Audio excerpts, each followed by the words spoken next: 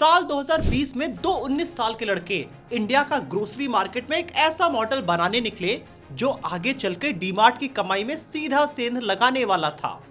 एक तरफ डीमार्ट का सिंपल फॉर्मूला है, सामान सस्ता दो, कस्टमर खुद स्टोर तक आ जाएगा। और इन दोनों लड़कों ने सवाल किया, कस्टमर स्टोर तक आए ही क्यों? दूध चाहिए तो घर पे पहुंचा देंगे, चिप्स चाहिए तो घर पे आ जाएगा, आटा चाहिए तो 10 मिनट में घर पे डिलीवरी हो जाएगी। और कुछ ही सालों में ज़ेप्टो ने दुकान कस्टमर के घर के पास तक ला दिया। डिस्टेंस ऑलमोस्ट खत्म हो गई, लेकिन असली दिक्कत अब शुरू हुई। जल्दी तो पहुंचा दिया, लेकिन डीमार्ट जैसा सस्ता कैसे दोगे? क्योंकि ग्रोसरी में स्पीड तो इम्पोर्टेंट है, लेकिन इंडिया में प्राइस और भी ज्यादा इम्पोर्टेंट गेम है। और सस्ते ग्रोसरी की गेम का किंग पहले से डीमार्ट था, लेकिन ज़ेप्टो रुकने वाला नहीं था दोस्तों। सिर्फ 5 सालों में 66 सिटीज तक पहुंच गया। एक साल में 64 करोड़ ऑर्डर्स आने लगे, यानी रोज के 17.5 लाख ऑर्डर्स। अब स्केल भी देखिए, फाइनेंशियल ईयर 26 में ज़ेप्टो का रेवेन्यू था 22,624 करोड़, उधर डीमार्ट का रेवेन्यू था 66,968 करोड़। मतलब जिस डीमार्ट को बिल्ड होने में 24 साल लगे, वहीं ज़ेप्टो सिर्फ 5 साल में उसके रेवेन्यू का लगभग 1/3 हिस्से तक पहुंच चुका है। और सबसे इंटरेस्टिंग बात, डीमार्ट में कस्टमर स्टोर तक जा रहा था, लेकिन ज़ेप्टो में स्टोर कस्टमर के पास आ रहा है। तो अब सवाल ये नहीं था कि क्विक कॉमर्स चलेगा या नहीं, वो तो ज़ेप्टो ऑलरेडी प्रूव कर चुका है। लेकिन असली सवाल है, क्या ज़ेप्टो डीमार्ट को चैलेंज कर सकता है? क्योंकि अक्टूबर 2025 में ज़ेप्टो के को फाउंडर आदित्य पलीचा ने अपनी टीम के सामने सीधा प्रॉब्लम रख दिया। उन्होंने कहा, ज़ेप्टो ने कस्टमर के पास तक पहुंचना तो क्रैक कर लिया है, अब डीमार्ट तक पहुंचना अगला गोल है। और ज़ेप्टो दोनों एक साथ करना चाहता है। सोचिए, अगर ज़ेप्टो सस्ता भी और 10 मिनट में भी दोनों क्रैक कर ले, तो इंडिया का ग्रोसरी मार्केट सिर्फ चेंज नहीं होगा, पूरा गेम ही बदल सकता है। एक तरफ राधा किशन दमानी जी का सालों से टेस्टेड मॉडल है, लो प्राइस, हाई वॉल्यूम और कॉस्ट में पूरा कंट्रोल। दूसरी तरफ एक यंग कंपनी, डार्क स्टोर्स और टेक्नोलॉजी, साथ में 10 मिनट डिलीवरी। और एक एम्बिशन, डीमार्ट जैसा सस्ता बनना है। लेकिन यही एक बहुत बड़ा सवाल है, ग्रोसरी में सिर्फ रेवेन्यू बढ़ाना एनफ नहीं है। असली गेम होता है हर 100 रुपए की सेल के बाद कितना बचता है। और यहीं से ज़ेप्टो वर्सेस डीमार्ट की स्टोरी बहुत इंटरेस्टिंग होती है, क्योंकि दोनों सामान वही बेच रहे हैं, कस्टमर सेम है, मार्केट सेम है, लेकिन बिजनेस मॉडल बिल्कुल अलग है। डीमार्ट के मॉडल में कस्टमर स्टोर तक जाता है, ज़ेप्टो के मॉडल में स्टोर कस्टमर के घर तक आता है। तो क्या ज़ेप्टो डीमार्ट को हरा सकता है, या 10 मिनट की डिलीवरी के पीछे एक ऐसी कॉस्ट छुपी है जो कभी डीमार्ट के आसपास तक इनको नहीं पहुंचाएगी? और इसका जवाब राइडर की स्पीड में नहीं है और डिस्काउंट में भी नहीं है, जवाब छुपा है डार्क स्टोर और उसकी डेंसिटी में। तो चलिए शुरू करते हैं। हेलो दोस्तों, मैं हूं आपका दीपक, आप देख रहे हैं डिजिटलॉट। तो ज़ेप्टो की कहानी ज़ेप्टो से शुरू ही नहीं होती। कहानी शुरू होती है दो बचपन के दोस्तों से, आदित्य पलीचा और कैवल्य वोहरा। दोनों दुबई में बड़े हुए। प्लान सिंपल था, कंप्यूटर साइंस पढ़ेंगे, स्टैनफोर्ड जाएंगे और नॉर्मल कॉलेज लाइफ एंजॉय करेंगे। लेकिन 2020 में कोविड आ गया, कॉलेज ऑनलाइन हो गए, शहर पूरी तरह लॉकडाउन हो गए, लोग घरों में बंद थे और एक बेसिक चीज की दिक्कत थी, राशन घर तक कैसे आए। बस यहीं से दोनों को एक आइडिया मिल गया। उन्होंने शुरू किया किराना कार्ट। मॉडल बहुत सिंपल था, कस्टमर ऐप पे ऑर्डर करेगा, पास के किराना स्टोर से सामान उठाओ और लगभग 45 मिनट में उसके घर पे पहुंचा दो। सुनने में आइडिया मस्त है, एसेट भी कम है और अपना वेयर हाउस भी नहीं चाहिए, किराना वाले का माल और अपनी डिलीवरी। लेकिन भाई, पेपर पे मॉडल जो सस्ता लग रहा था, ग्राउंड पे वो सबसे बड़ा हेडेक बन गया। कस्टमर ने ऐप पे दूध ऑर्डर किया, ऐप बोल रहा है अवेलेबल है, और डिलीवरी वाला जब किराना स्टोर पे पहुंचा तो दूध खत्म हो गया। कहीं पे पैकेट साफ सुथरा मिला तो किसी शॉप पे पैकेट दबा हुआ था। किसी किराना वाले ने ऑर्डर 2 मिनट में पैक कर दिया तो किसी ने बोला, भैया पहले दुकान के कस्टमर को निपटा लेने दो। मतलब ऑर्डर कस्टमर ने किराना कार्ट से किया, गाली किराना कार्ट को पड़नी थी, लेकिन सामान, पैकिंग, स्टॉक और स्पीड, ये सब किराना वाले के हाथ में था। और बिजनेस में ये सबसे डेंजरस होता है, वादा आपका हो और कंट्रोल किसी और का हो। यही आदित्य और कैवल्य को समझ में आ चुका था गेम। सिर्फ डिलीवरी बॉय को फास्ट भगा देने से ग्रोसरी फास्ट नहीं होती है। अगर 10 मिनट के प्रॉमिस करना है तो माल कहाँ रखना है, कितना माल रखना है, कौन पैक करेगा, कितनी देर में पैक करेगा, सब कुछ अपने कंट्रोल में होना चाहिए। मतलब प्रॉब्लम डिलीवरी की नहीं थी, प्रॉब्लम दुकान की थी।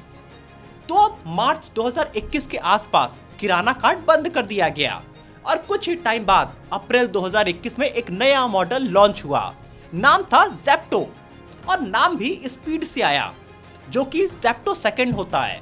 टाइम का इतना छोटा यूनिट कि नाम सुनते ही मैसेज ब्रेन में क्लियर हो जाए, हम फास्ट हैं। लेकिन असली बात यह है, ज़ेप्टो का बड़ा इनोवेशन 10 मिनट डिलीवरी नहीं था। 10 मिनट तो कस्टमर को दिखाने वाला रिजल्ट था। असली इनोवेशन था 10 मिनट को पॉसिबल बनाने वाला अपने छोटी छोटी दुकानें, जिसे दुनिया कहती है डार्क स्टोर्स। और यहीं से ज़ेप्टो का मार्केट में असली गेम शुरू होता है। अब आप मान लीजिए ज़ेप्टो पे किसी ने ऑर्डर किया दूध, ब्रेड, कोल्ड ड्रिंक और चिप्स। अब आपको लग रहा है राइडर किसी सुपरमार्ट गया होगा, सामान उठाया होगा और बाइक उड़ाता हुआ आपके घर तक आया होगा। लेकिन ऐसा कुछ नहीं हुआ। असली जुगाड़ कुछ और है। नाम है इसका dark stores. Dark stores simple दुकान है, बस कस्टमर को अंदर आने की परमिशन नहीं होती। अंदर शेल्फ्स होते हैं, सामान पड़ा होता है, फ्रिज होता है, स्टाफ होता है और वहीं पे पैकिंग होती है। बस बिलिंग काउंटर पे कस्टमर नहीं होता। ये छोटे छोटे डिलीवरी वाले स्टोर्स जनरली रेजिडेंशियल एरिया के पास रखे जाते हैं, जिसका साइज रफली 600 स्क्वायर फीट से 3000 स्क्वायर फीट के बीच होता है। और इनका काम पूरे शहर को सर्व करना नहीं, बस अपने आसपास के छोटे एरिया, मतलब 1.5 से 2.5 किलोमीटर, सिर्फ इतना सर्व करना है। मतलब ऑर्डर आया और सिस्टम को पहले से पता था दूध किस शेल्फ पे रखा है, चिप्स किस रैक में रखा है, कोल्ड ड्रिंक किस फ्रिज में रखा है। जो सामान सबसे ज्यादा बिकता है उसे जानबूझ के पास रखा जाता है, ताकि पैकिंग के अंदर सामान ढूंढना नहीं, सीधा उठाया जाए और रखा जाए। अब हमारी रिसर्च में हमने ज़ेप्टो के पिकिंग क्लेम्स को देखा, जहां पे वो कहते हैं 60 से 75 सेकंड के बीच हम सामान को पैक कर लेते हैं और राइडर को इसके बाद पैकेट मिलता है। और अब राइडर 8 से 10 किलोमीटर दूर नहीं जाता, कस्टमर पहले से ही पास उसके है। मतलब 10 मिनट डिलीवरी का राज ये नहीं है कि राइडर जान अपनी रिस्क में डाल के बाइक भगा रहा है। राज ये है कि दुकान को ही कस्टमर के पास लाके खड़ा कर दिया गया। और ज़ेप्टो ने यही काम बहुत एग्रेसिवली किया। 31 मार्च 2026 तक रफली 1139 डार्क स्टोर्स ये खोल चुका है।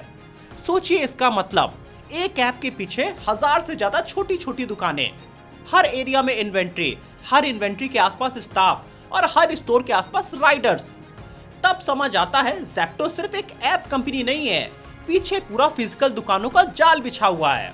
और अब यहीं से गेम और इंटरेस्टिंग होता है, क्योंकि डार्क स्टोर बना देना एनफ नहीं है। असली पैसा तब बनता है जब उस छोटी छोटी दुकानों के आसपास बहुत सारे कस्टमर्स हों और बहुत सारे ऑर्डर्स देने लगे वो, और इसी को बोलते हैं डेंसिटी। मान लीजिए एक डार्क स्टोर है, उसका रेंट तो देना ही है, स्टाफ की सैलरी भी देनी है, फ्रिज भी चलेगा, बिजली भी लगेगी और टेक्नोलॉजी का खर्चा भी फिक्स्ड है। अब प्रॉब्लम समझिए, अगर उस स्टोर पे दिन के सिर्फ 300 ऑर्डर आए तो ये सारा खर्चा 300 ऑर्डर्स पे बटेगा। मतलब हर ऑर्डर पे फिक्स कॉस्ट का बोझ ज्यादा आएगा। लेकिन अगर वहीं डार्क स्टोर पे 1000 या 2000 ऑर्डर्स निकलने लगे तो वही रेंट और वही स्टाफ पे लार्जली वो हो जाएगा। स्टोर वही रहेंगे लेकिन खर्चा अब ज्यादा ऑर्डर्स में बढ़ गया। यानी जितने ज्यादा ऑर्डर्स उतना हल्का हर ऑर्डर का खर्चा। बस इसी को बोलते हैं डेंसिटी की इकोनॉमिक्स। और ज़ेप्टो इस गेम में बहुत एग्रेसिव है।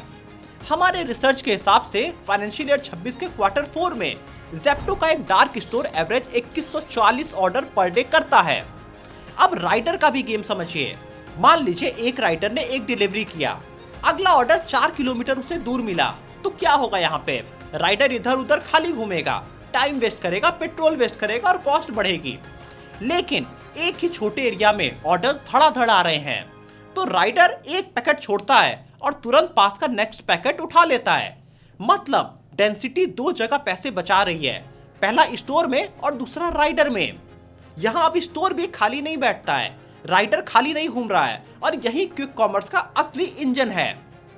और अब यही डीमार्ट और ज़ेप्टो का सबसे बड़ा फर्क भी समझ आता है।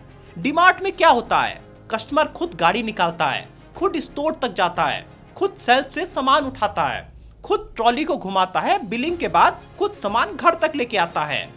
मतलब डिलीवरी के बाद एक बड़ा काम कस्टमर डीमार्ट के लिए फ्री में कर रहा है। और ज़ेप्टो में स्टोर कस्टमर के पास रखो, पिकर को सैलरी दो, सामान पैक करो, राइडर को पे करो और फिर घर तक उसके पहुंचा दो। मतलब ज़ेप्टो को डीमार्ट से एक चीज बहुत ज्यादा चाहिए, एक छोटे एरिया में बहुत सारे ऑर्डर्स, वरना पूरा मॉडल महंगा पड़ जाएगा। लेकिन भाई सिर्फ ऑर्डर ज्यादा आ गए तो गेम खत्म नहीं होता। एक और नंबर मैटर करता है, एवरेज ऑर्डर वैल्यू। इसको सिंपल लैंग्वेज में समझे तो एक कस्टमर एक बार में कितने रुपए का सामान खरीद रहा है। और क्वार्टर 4 के एनालिसिस में देखें तो ज़ेप्टो का एवरेज बास्केट होता है 360 रुपए के आसपास। वहीं इंस्टामार्ट का रफली 500 रुपए होता है और ब्लिंकिट का सबसे ज्यादा 525 रुपए। यहाँ पे प्लेटफॉर्म टू प्लेटफॉर्म चीजें डिफर कर रही हैं, लेकिन एक चीज क्लियर है, ज़ेप्टो का बैग सबसे छोटा है। और अब इसको एक देसी एग्जांपल से समझिए। एक राइडर 350 रुपए का पैकेट ले जा रहा है, दूसरा 550 का, जिसमें बाइक दोनों की सेम होगी, राइडर सेम होंगे, डिस्टेंस भी करीब करीब सेम होगा, डिलीवरी का एफर्ट भी ऑलमोस्ट सेम होगा। तो बेटर बिजनेस कौन कर रहा है? ऑब्वियसली वही जो 550 रुपए वाला बैग ले जा रहा है, क्योंकि डिलीवरी का सेम खर्चा अब ज्यादा सेल पे स्पेंड हो रहा है। यानी क्विक कॉमर्स में सिर्फ ये इंपॉर्टेंट नहीं कि कितने ऑर्डर्स आ रहे हैं, ये उससे भी ज्यादा इंपॉर्टेंट है कि हर ऑर्डर कितना बड़ा आ रहा है। इसीलिए इसका सिंपल फॉर्मूला है average order value multiplied by throughput. अब ये थ्रूपुट क्या होता है? इसका मतलब है एक डार्क स्टोर एक दिन में कितने ऑर्डर निकाल रहा है। ज़ेप्टो की स्ट्रेंथ क्या है? बहुत सारे ऑर्डर्स आना। फाइनेंशियल ईयर 26 के क्वार्टर 4 में 2140 ऑर्डर पर स्टोर पे आ रहे हैं। अब इनकी वीकनेस देखिए, बास्केट साइज इनका बहुत छोटा है और यहीं पे ब्लिंकिट का बेंचमार्क यहाँ पे अनकंफर्टेबल इन्हें कर देता है, क्योंकि उसके पास काफी बड़ा बैग है। अब पूरा गेम एक लाइन में समझो, छोटा बैग प्लस कम ऑर्डर मतलब बर्बादी, और बड़ा बैग प्लस कम ऑर्डर मतलब स्टोर का खर्चा भारी, और छोटा बैग प्लस बहुत सारे ऑर्डर, यही ज़ेप्टो का करंट गेम है। ऑर्डर्स स्ट्रॉन्ग है लेकिन मार्जिन पे प्रेशर है। और अब बड़ा बैग प्लस बहुत सारे ऑर्डर्स, यही सबसे बेस्ट जोन है। यही जगह है जहां क्विक कॉमर्स का इकोनॉमिक्स रियली पावरफुल हो सकता है। और इसीलिए एक लाइन याद रखिए, डीमार्ट का मोड कॉस्ट है, ज़ेप्टो का मोड डेंसिटी है। लेकिन ज़ेप्टो को सिर्फ फास्ट ऑर्डर नहीं करना, प्रॉफिट तक भी पहुंचना है, तो उन्हें डेंसिटी के साथ एक चीज और बढ़ानी पड़ेगी, बास्केट का साइज। अब आते हैं सबसे इंपॉर्टेंट सवाल पे। मान लीजिए आपने ज़ेप्टो पे 500 रुपए का ऑर्डर किया, दूध, आटा, बिस्किट, शैम्पू। अब क्या ज़ेप्टो के पास पूरे 500 रुपए आ गए? बिल्कुल भी नहीं। ये 500 रुपए का बैग आपके घर पहुंचाने से पहले कई जगह पैसे खाता है। और यहीं पे डीमार्ट और ज़ेप्टो का पूरा इकोनॉमिक्स आसानी से समझ आता है। सबसे पहले माल खरीदना होता है। दूध अमूल से आया, बिस्किट ब्रिटानिया से आया, शैम्पू HUL से आया। सप्लायर को पैसे तो डीमार्ट को भी देना है और ज़ेप्टो को भी देना है। यहाँ दोनों कंपनीज का गेम सेम है, रफली सेम जगह से शुरू होता है, लेकिन उसके बाद रास्ता दोनों का अलग हो जाता है। माल कहाँ रखोगे? डीमार्ट क्या करता है, एक बड़ा स्टोर लेता है जहाँ हजारों कस्टमर होते हैं, खुद उस स्टोर तक वो आते हैं। और ज़ेप्टो क्या करता है, कस्टमर को 10 मिनट पे ऑर्डर देना है, तो माल को कस्टमर के पास रखना पड़ेगा। मोहल्ले के पास डार्क स्टोर होगा जिसका rent, staff, fridge, electricity, inventory और एक नहीं 1000 से ज्यादा लोकेशंस हैं उनके पास। अब ज़ेप्टो ने दुकान को कस्टमर के बिल्कुल पास लाने के लिए गेम क्रैक किया है। अब अगली चीज आती है, बैग कौन भरता है? अब समझिए, कस्टमर का ऑर्डर आ गया, डीमार्ट में आप क्या करते हो? ट्रॉली खुद उठाई, आटा खुद लिया, ऑयल खुद लिया, बिस्किट खुद लिया। अब डीमार्ट में आपको उस काम का 1 रुपए भी वो नहीं देता, लेकिन ज़ेप्टो में ऑर्डर आते ही पिकर शेल्फ तक जाता है, आइटम उठाता है, स्कैन करता है, बैग बनाता है, पैकिंग होता है, फिर राइडर के लिए वो रेडी होता है। मतलब जो काम डीमार्ट में कस्टमर फ्री में कर रहा था, ज़ेप्टो उसके लिए एम्प्लॉय को पे करता है। और यहीं पे एक इंपॉर्टेंट नंबर देखिए, फाइनेंशियल ईयर 26 के क्वार्टर 4 में ज़ेप्टो का पिकिंग, पैकिंग और डिलीवरी जैसे सप्लाई चेन वेरिएबल कॉस्ट 61 रुपए पर ऑर्डर थे। अब आता है सबसे बड़ा फर्क, घर तक कौन ले जाता है? अब डीमार्ट में बिलिंग हुई, कस्टमर ने बैग उठाया, गाड़ी में रखा और अपने घर ले गया। यानी डीमार्ट का डिलीवरी बॉय कौन है? उसका खुद का कस्टमर। और कंपनी के लिए ये फ्री में है। अब जेप्टो में राइडर चाहिए, बाइक चाहिए, रूटिंग चाहिए, ऑर्डर असाइन करना है, डोर स्टेप तक पहुंचाना है। और फाइनेंशियल ईयर 26 में जेप्टो का सिर्फ डिलीवरी और हैंडलिंग एक्सपेंस 3046 करोड़ था। सोचिए, कस्टमर को एक चीज दिखती है 10 मिनट में डिलीवरी हो रही है, लेकिन कंपनी को दिखता है 3000 करोड़ का डिलीवरी बिल आ रहा है। और यहीं से मुझे एक लाइन बहुत इंपॉर्टेंट लगती है, स्पीड असल में फ्री नहीं होती, किसी न किसी को उसका बिल भरना पड़ता है। अब इसके बाद का खर्चा, बैग आपके घर आ गया, लेकिन पीछे और भी सिस्टम चल रहा है, live inventory, payment gateway, technology, customer support, refund, wastage, cold chain, marketing और कई सारी चीजें। ये इंडिविजुअली बहुत छोटे छोटे काम लगते हैं, लेकिन जब ऑर्डर 64 करोड़ हो जाए तो ये छोटा कॉस्ट भी बहुत बड़ा नंबर बन जाता है। और एक इंटरेस्टिंग चीज ये है, जेप्टो इन कॉस्ट को नीचे भी लाने की कोशिश कर रहा है। अब फाइनेंशियल ईयर 26 के क्वार्टर 2 में देखिए तो टोटल कॉस्ट पर ऑर्डर रफली 181 रुपए था। अब यही चीज फाइनेंशियल ईयर 26 के क्वार्टर 4 में देखिए तो ये घट के 128 पे आ गया है। मतलब स्केल और डेंसिटी काम कर रहे हैं, कॉस्ट पर ऑर्डर गिर रहा है, लेकिन 128 रुपए को जीरो तक तो ये नहीं ला सकते। राइडर को तो पे करना ही है, पिकर को पे करना है, स्टोर चलाना है। तो सवाल है, जेप्टो इन कॉस्ट को कैसे कवर कर रहा है? और यहीं से 500 रुपए का एक बैग का दूसरा साइड शुरू होता है। कस्टमर से हर चीज का पैसा लोगे तो कस्टमर बोलेगा, भाई इतना चार्ज देना है तो मैं खुद दुकान तक जाके सामान ले आऊंगा। तो अब बिल का कुछ हिस्सा कस्टमर से आ सकता है, लेकिन पूरा बिल कस्टमर तक नहीं दिया जा सकता है। और इसीलिए जेप्टो ने एडवर्टाइजमेंट का सहारा लिया। फाइनेंशियल ईयर 24 में इनका एड रेवेन्यू लगभग 49 करोड़ था। फाइनेंशियल ईयर 25 में बढ़ के 651 करोड़ हो गया और फाइनेंशियल ईयर 26 में ये बढ़ के 1636 करोड़ हो गया। मतलब ऊपर से ये ग्रोसरी ऐप है, लेकिन अंदर से धीरे धीरे ये मीडिया बिजनेस बन रहा है। क्योंकि जेप्टो को सिर्फ ये नहीं पता कि आप शैम्पू खरीदते हो, उसको ये भी पता है कि आप कब खरीदते हो, कितनी बार खरीदते हो, किस एरिया में खरीदा जाता है, किस ब्रांड के साथ क्या खाया जाता है। और भाई, ब्रांड के लिए ये डेटा बहुत वैल्यूएबल है। इसीलिए जेप्टो का प्रॉफिट सिर्फ ग्रोसरी के मार्जिन से नहीं आता है, वो एड्स भी करते हैं, प्राइवेट लेबल्स भी लगाते हैं, प्लेटफॉर्म फीस भी लेते हैं और साथ में जेप्टो कैफे भी है। मतलब जेप्टो का काम कस्टमर को ऐप पे लाना है और असली मार्जिन शायद ग्रोसरी के ऊपर बनी दूसरी लेयर से निकलता है। और यहीं से जेप्टो सिर्फ एक ग्रोसरी डिलीवरी कंपनी नहीं रहती, वो एक प्लेटफॉर्म बनाना शुरू करता है। लेकिन अगर ये सारी लेयर ग्रो हो रही हैं और कॉस्ट पर ऑर्डर भी थोड़ा कम होता जाए तो एक सवाल और भी बड़ा होता जाता है। फाइनेंशियल ईयर 26 में जेप्टो का 5900 करोड़ का लॉस क्यों हुआ? और वही स्टोरी का असली ट्विस्ट है। अब पिक्चर का दूसरा साइड देखिए। फाइनेंशियल ईयर 26 में जेप्टो का ऑपरेटिंग रेवेन्यू था 22,624 करोड़, सुनने में जबरदस्त। लेकिन नीचे एक और नंबर था, इनका net loss 5,905 crore. Financial year 25 का restated net loss total 4,700 crore. मतलब रेवेन्यू ऑलमोस्ट इनका डबल हुआ, लेकिन टोटल लॉस भी 26% बढ़ा है। लेकिन एक बार और रुकिए, इस स्टोरी का एक नंबर जेप्टो के फेवर में भी है। फाइनेंशियल ईयर 25 के चौथे क्वार्टर में इनका इबिडा लॉस था करीब 143 रुपए पर ऑर्डर। अब यही फाइनेंशियल ईयर 26 के क्वार्टर 4 में कम होकर 59 रुपए पे आ गया है। मतलब पूरी कंपनी अभी भी लॉस में थी, लेकिन हर ऑर्डर का घाटा धीरे धीरे आधे से कम हो रहा है। और अब यही एक गलती मत करिए, इसका मतलब ये नहीं कि जेप्टो के हर डार्क स्टोर घाटे में चल रहे हैं। मैच्योर डार्क स्टोर इनके प्रॉफिटेबल हो चुके हैं, लेकिन एक दुकान प्रॉफिट में है इसका मतलब पूरी कंपनी प्रॉफिट में नहीं है। सिंपल एग्जांपल से समझिए, मान लीजिए जेप्टो एक 2 साल पुराना डार्क स्टोर चला रहा है, वहां पे एरिया सेट हो चुका है, कस्टमर रिपीट कर रहे हैं, ऑर्डर धड़ाधड़ आ रहे हैं, रेंट भी निकल रहा है, स्टाफ का खर्चा भी निकल रहा है, लोकल डिलीवरी का इकोनॉमिक्स भी सेट हो गया है। अब वो स्टोर अपने लेवल पे पैसा तो कमा रहा है, लेकिन कंपनी सिर्फ वो एक स्टोर तो नहीं चला रही है।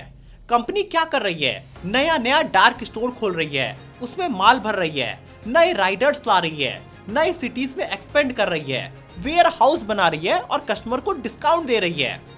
मतलब पुराना स्टोर तो कमा रहा है और नए स्टोर में कंपनी ज्यादा पैसे लगा रही है।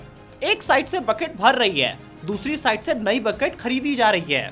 और फास्ट ग्रोइंग बिजनेस में ये काफी नॉर्मल पैटर्न है। और अब इन्वेस्टर इसको कब एक्सेप्ट करेगा? जब उसको लगेगा आज का जो पैसा जल रहा है कल वही एक प्रॉफिटेबल नेटवर्क बनाएगा। मतलब आज का जो 100 रुपए जला, लेकिन कल उसी 100 रुपए से नए स्टोर खड़े होंगे जो सालों तक पैसा देंगे। तब लॉस को इन्वेस्टर बोलता है ये एक इन्वेस्टमेंट है। लेकिन अगर साल दर साल लॉस बढ़ता जाए और प्रॉफिट दूर दूर तक दिखे ही ना, तो वहां पे इन्वेस्टर बोलता है भाई बिजनेस कब कमाएगा। और 2026 में ज़ेप्टो के लिए यही असली प्रेशर है, क्योंकि प्राइवेट मार्केट में एक बार आप कह सकते हो ग्रोथ हो रही है, डार्क स्टोर खुल रहे हैं। तो अब सवाल है प्रॉब्लम ज़ेप्टो की है या क्विक कॉमर्स बिजनेस ही ऐसा है? और इसका जवाब सामने है ब्लिंकिट। फाइनेंशियल ईयर 26 में रफली ब्लिंकिट के ऑर्डर्स थे 91 करोड़ और ज़ेप्टो के 64 करोड़। मतलब रेस आसपास है, लेकिन ब्लिंकिट अभी इनसे बहुत आगे है। और सिर्फ ऑर्डर्स में नहीं, उसका डार्क स्टोर नेटवर्क भी ज़ेप्टो से काफी बड़ा है। लेकिन भाई सबसे अनकंफर्टेबल चीज है ब्लिंकिट प्रॉफिट की तरफ बढ़ रहा है। जून 2026 के क्वार्टर तक ब्लिंकिट लगातार तीसरे क्वार्टर में प्रॉफिट में आ चुका है। लेटेस्ट क्वार्टर का प्रॉफिट था लगभग 102 करोड़ और मार्जिन करीब 0.6%। और इंटरनल मैनेजमेंट का कहना है कि लॉन्ग टर्म में ब्लिंकिट करीब 5 से 6% मार्जिन रेंज के ऊपर पहुंच सकता है। अब ज़ेप्टो इन्वेस्टर को ये बोल के नहीं निकल सकता कि क्विक कॉमर्स का धंधा ही ऐसा है, क्योंकि इन्वेस्टर सीधा बोलेगा सामने ब्लिंकिट को देख लो, वो कैसे ग्रो कर रहा है। यानी पहले सवाल था क्विक कॉमर्स चलेगा या नहीं, अब सवाल बदल चुका है क्विक कॉमर्स में कमाएगा कौन। और ये चेंज बहुत इंपॉर्टेंट है, क्योंकि जब कैटेगरी प्रूव हो जाती है तब इन्वेस्टर मॉडल को ब्लेम नहीं करता, कंपनी को कंपेयर करता है। और ये प्रेशर सिर्फ ज़ेप्टो पे नहीं है, स्विगी इंस्टामार्ट की इकोनॉमिक्स भी ये साफ कर रहा है। फाइनेंशियल ईयर 27 से क्वार्टर 1 में अगर देखें तो इनका कंट्रीब्यूशन मार्जिन रफली 0.2% था, यानी प्रैक्टिकली ब्रेक इवन के जोन पे। और कंपनी ने ओपनली बोला पिछले 3 क्वार्टर्स में 40 लाख से ज्यादा अनप्रॉफिटेबल यूजर्स थे। ये लाइन बहुत कुछ बताती है, क्योंकि पहले गेम था जितने ज्यादा ऑर्डर्स उतना अच्छा, और अब गेम है जितने अच्छे ऑर्डर्स उतना अच्छा। मतलब कस्टमर ऐसा चाहिए जो बार बार आए, बास्केट बड़ा करे, डिस्काउंट के बिना भी ऑर्डर करे और हर बार ऑर्डर करते वक्त कंपनी के अकाउंट में और बड़ा गड्ढा न खोदे। और यहीं पे डीमार्ट का एंगल और इंटरेस्टिंग हो जाता है। ज़ेप्टो ने अपने आईपीओ पोजीशनिंग में खुद कहा डीमार्ट ऑफ क्विक कॉमर्स जैसा वैल्यू फोकस मॉडल दिखाया। मतलब प्राइस लो रखो, चॉइस ज्यादा दो, कस्टमर को बार बार ऑर्डर करवाओ और हर ऑर्डर का खर्चा धीरे धीरे नीचे ले आते जाओ। सुनने में प्लान सॉलिड है, लेकिन प्रॉब्लम तब समझ आती है जब डीमार्ट का असली मॉडल देखते हो। सिर्फ फाइनेंशियल ईयर 26 का रेवेन्यू देखें तो इनका था 66,968 करोड़, जिसमें कुल प्रॉफिट 3,224 करोड़ का, और पूरे इंडिया में 500 से ज्यादा स्टोर्स। डीमार्ट का पूरा धंधा सालों से एक ही चीज पे बना है, खर्चा कम करो, स्टोर बड़ा करो, फास्ट इन्वेंट्री का मूवमेंट करो और कम प्राइस रखो, जिससे कस्टमर खुद ब खुद दुकान पे चलाए। डीमार्ट का सबसे बड़ा स्ट्रक्चरल एडवांटेज सिंपल है, डोर स्टेप डिलीवरी का कोई बोझ नहीं है उनके ऊपर। वहीं ज़ेप्टो वैल्यू को घर तक पहुंचाता है, इसीलिए कन्वीनियंस का खर्चा उसके कॉस्ट स्ट्रक्चर में जुड़ जाता है। और यही ज़ेप्टो के लिए असली पजल है। अगर वो डीमार्ट जैसा सस्ता भी रहे, डिलीवरी भी चीप कर दे, डार्क स्टोर्स भी चलाए, राइडर को भी पे करे, तो मार्जिन निकलेगा कहां से? इसीलिए ज़ेप्टो का काम डीमार्ट को कॉपी करना नहीं है, उसे डीमार्ट के वैल्यू वाला फंडा क्विक कॉमर्स के हिसाब से दोबारा बनाना पड़ेगा। और शायद इसीलिए Zepto club, select, private labels, advertising और कैफे जैसे बिजनेसेस आज इनके लिए इंपॉर्टेंट हो रहे हैं, क्योंकि ग्रोसरी पे मार्जिन थोड़ा टाइट हो सकता है, तो प्रॉफिट के लिए ऊपर से लेयर जोड़नी पड़ेंगी। अब एक और नया ट्विस्ट सुनिए, डीमार्ट ने भी अपनी ऑनलाइन ग्रोसरी ट्राई किया और डीमार्ट का फाइनेंशियल ईयर 26 का ऑनलाइन रेवेन्यू था 4,054 करोड़, जिसमें 307 करोड़ का लॉस भी था। मतलब ऑनलाइन ग्रोसरी का हिसाब डीमार्ट जैसे कॉस्ट मास्टर के लिए भी सीधा नहीं है। लेकिन एक ट्विस्ट सुनिए, 21 अगस्त 2026 को एवेन्यू सुपरमार्ट ने डीमार्ट रेडी में 500 करोड़ तक और इन्वेस्ट करने का अप्रूवल दिया। मतलब डीमार्ट ऑनलाइन ग्रोसरी से भाग नहीं रहा है, ज़ेप्टो डीमार्ट की तरफ आ रहा है और वैल्यू क्रैक करना चाह रहा है, और डीमार्ट ज़ेप्टो की तरफ जा रहा है, अपने आप को ऑनलाइन सेटअप कर रहा है। तो असली फाइट ज़ेप्टो वर्सेस डीमार्ट नहीं है, असली फाइट है कन्वीनियंस का पैसा कौन देगा। कस्टमर देगा, ब्रांड देगा, एड्स देंगे, या प्राइवेट लेवल देंगे, या इन्वेस्टर देगा। और जिस दिन इसका जवाब क्लियर हो गया उसी दिन पता चलेगा कि भारत का क्विक कॉमर्स का असली विनर कौन होगा। अब वापस आते हैं सबसे बड़े सवाल पे। अक्टूबर 2025 में ज़ेप्टो ने रफली $450 मिलियन उठाया, $7 बिलियन के वैल्यूएशन पे। मतलब इन्वेस्टर बोल रहे थे ग्रोथ जबरदस्त है, पैसा और डालो कंपनी में। लेकिन जुलाई 2026 में रिपोर्ट्स के मुताबिक ज़ेप्टो को रफली $2.53 बिलियन जोन में कंपनीज वैल्यू कर रही हैं। मतलब ज़ेप्टो और पब्लिक मार्केट इन्वेस्टर के बीच काफी बड़ा गैप दिख रहा है। 30 जुलाई 2026 को कंपनी ने आईपीओ अपना फिलहाल पॉज कर दिया और उसके बदले में 1000 करोड़ प्री आईपीओ प्लेसमेंट पे काम करना शुरू किया है। और अगले ही दिन आदित्य परिचा ने एम्प्लॉइज को बोला कंपनी का टारगेट अब रफली 2-3 क्वार्टर में लिस्टिंग का है। लेकिन दिक्कत सिर्फ वैल्यूएशन की नहीं है, कैश की भी है। मार्च 2026 के एंड तक ज़ेप्टो के पास रफली 5680 करोड़ का कैश बचा था। लेकिन लीज लायबिलिटी एडजस्ट करने के बाद इनके पास टोटल कैश 2970 करोड़ का है और उस एस्टिमेट के हिसाब से कंपनी के पास 3 क्वार्टर का रनवे बचा है। मतलब जेब खाली नहीं है, लेकिन बॉटम लिस्ट पे भी नहीं है। और सामने कंपटीशन देखो, ब्लिंकिट, इंस्टामार्ट, अमेजन और अब फ्लिपकार्ट भी आ गया है।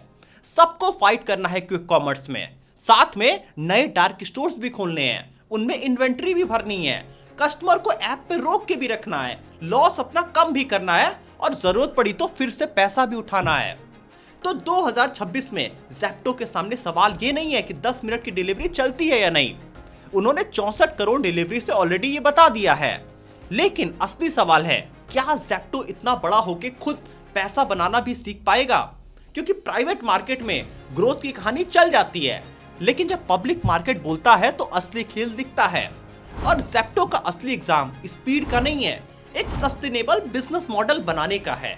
अब भाई ज़ेप्टो की पूरी कहानी एक सिंपल लाइन समझाती है, 10 मिनट में ग्रोसरी पहुंचाना सिर्फ टेक्नोलॉजी का कमाल नहीं है, असली गेम है माल कितना पास में है, कस्टमर कितना पास में है और डिस्टेंस कितना कम है जिससे डिलीवरी फास्ट हो सके। और इसीलिए ज़ेप्टो का असली प्रोडक्ट ग्रोसरी नहीं है, उनका असली प्रोडक्ट है कन्वीनियंस। और कन्वीनियंस को प्रॉफिटेबल बनाने का इंजन है डेंसिटी। डीमार्ट ने एक अलग प्रॉब्लम सॉल्व किया, उसने पूछा घर का राशन सस्ता कैसे दें, और ज़ेप्टो का सवाल है राशन के लिए घर से निकलना क्यों जरूरी है। डीमार्ट आपके पैसे बचाता है, ज़ेप्टो आपका टाइम बचाता है, लेकिन भाई टाइम फ्री नहीं होता, कन्वीनियंस के पीछे भी बहुत कॉस्ट होता है। इसीलिए ज़ेप्टो का असली चैलेंज 10 मिनट नहीं, उसको क्रैक करना है कैसे अपने आप को प्रॉफिटेबल बनाया जाए। तो दोस्तों अब आपकी बारी, आप कमेंट करके बताइए इंडिया के क्विक कॉमर्स का असली किंग कौन होने वाला है। क्या ब्लिंकिट या मार्केट को लीड करता रहेगा या ज़ेप्टो फिर से मार्केट में एक नया मुकाम हासिल करेगा? आप कमेंट करके बताइए आप किससे ऑर्डर करते हैं। क्विक कॉमर्स में आपका फेवरेट ज़ेप्टो है या ब्लिंकिट है? और क्या डीमार्ट को ये सब ब्रांड कभी पीछे कर पाएंगे? ये भी अपना ओपिनियन जरूर दीजिएगा। और ऐसे ही बिजनेस केस स्टडी के लिए आप डिजिटल को सब्सक्राइब कर सकते हैं। लेकिन दोस्तों एक बात और, इस वीडियो को ज्यादा से ज्यादा लोगों तक शेयर करिए। बिजनेस की नॉलेज पूरे इंडिया तक पहुंचनी चाहिए, तभी इंडिया में नए नए स्टार्टअप्स आपको खड़े होते हुए दिखेंगे। मिलते हैं अगली वीडियो में ऐसे ही पावरफुल केस स्टडी में, तब तक जय हिंद।